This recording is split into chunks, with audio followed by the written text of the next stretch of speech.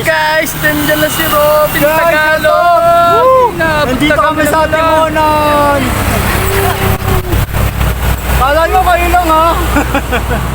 Shoutout po sa ating buong rescue team sa buong Pilipinas. Shoutout sa Rescue Cavite, Rescue Davao, Cebu, Mindanao.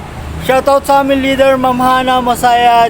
Shoutout sa aming mahal na Pangulong Bongbong Marcos. Shoutout sa iyo mahal na Pangulo. Shoutout sa lahat ng aming mga kaibigan, sa lahat ng aming viewers. Shoutout po sa lahat. Sa buong Pilipinas, Luzon, Visayas, Mindanao. Shoutout po sa ating bansa. Sana po tayo maging mapayapa buong taon.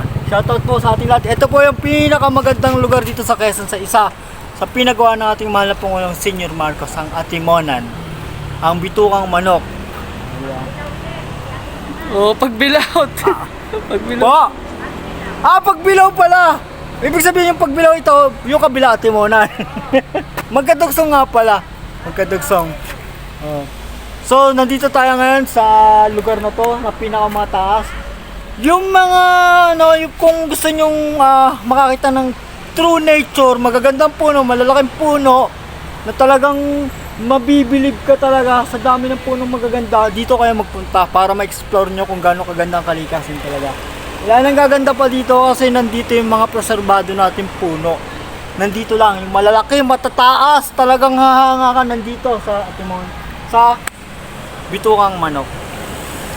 Ang makasaysayang pinagawa ng ating mahal na Pangulo, 1969 pinagawa. Di pa ako tao nun.